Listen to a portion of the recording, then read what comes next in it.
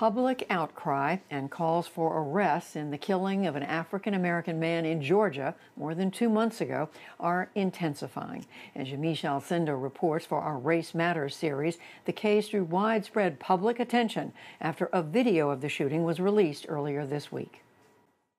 Since then, Judy, the nation has become familiar with this name, Ahmaud Arbery. He was a 25-year-old black man chased and killed by at least 2 white men as he was jogging in a Georgia neighborhood on February 23rd.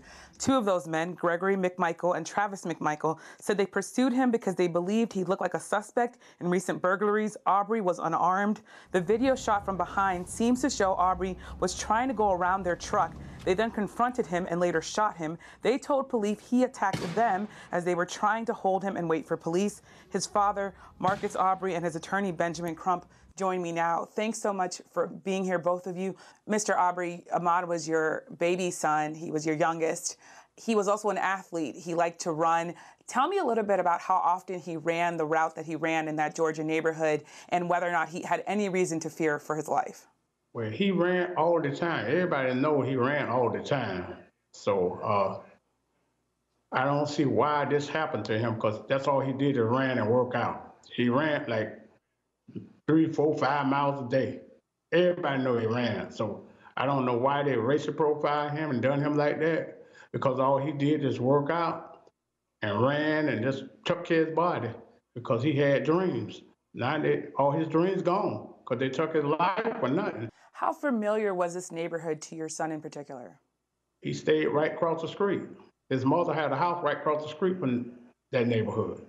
Ahmaud was very familiar with this neighborhood. He ran there often and ran this route often. Yes, ma'am. Gregory McMichael followed your son because he said he looked like a burglary suspect. Ahmaud's mother also said that the police told her that her son and your son was killed in the commission of a burglary and during a burglary and a struggle. What do you make of that, especially the police saying that about your child? Well, you know, it's just a line of cover up, try to justify everything when they're wrong. They know they done got caught up and they're wrong. The video speaking everything for itself. Check that lynch mob out. It's a lynch mob. So they're trying to cover up with it and messed up. They've been doing that for years. Corruption in this town is real bad with African America. So he been lynched. The video speak loud and plain as day. So do their homework and do your job. Arrest these terrible people. Get them off the streets before they try to lynch anybody or kid. Get them off the street. They need to be behind bars for a long, long time. Get them off the streets. We just want justice and get them off the street because there ain't no room for them. Not in a small town like this and for that. Mr. Crump, Mr. Arbery's talking about a modern-day lynching. We now have seen 2 prosecutors recuse themselves. A 3rd prosecutor says this needs to go to a grand jury. What do you want to see legally happen here? And do you believe there's any sort of arrest that might happen? I do, Yamiche. The Georgia Bureau of Investigations has now taken over the case, and they have told us that they're going to look at the case with fresh eyes. We asked them not to rely on anything from the local officials from that southeastern Georgia law enforcement community because they're too close to Gregory McMichaels, who worked as a former police officer and a detective for the district attorney for over 30 years. And so if they look at it with fresh eyes, then they will have probable cause simply based on this video that shows this horrific execution of Marcus's baby boy, his youngest son, who would celebrate his birthday tomorrow had they not murdered him. And so we believe that they have the probable cause to arrest these, I can't even think, a father and son, a murderous duo. They have the probable cause right now to arrest them for the murder of Ahmaud Arbery. Do you also want to see a 3rd man charged in this case, Mr. Crump? Do you want to see the man who shot the video also charged and arrested? Certainly.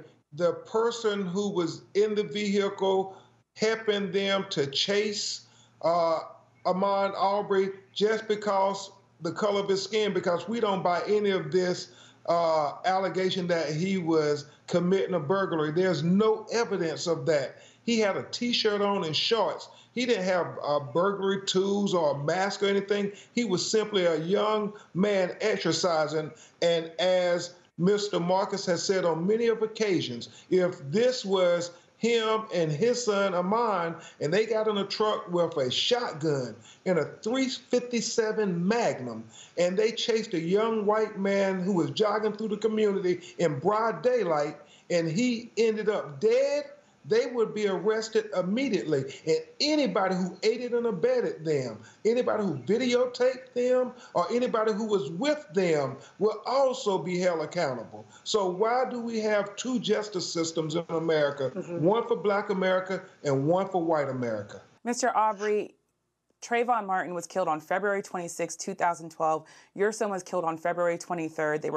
They would have been almost the same age had they both lived. Did you talk to your son about Trayvon Martin? Did he understand and talk about this national conversation that we've been having around racism? Yes. I talk to my children about that all the time.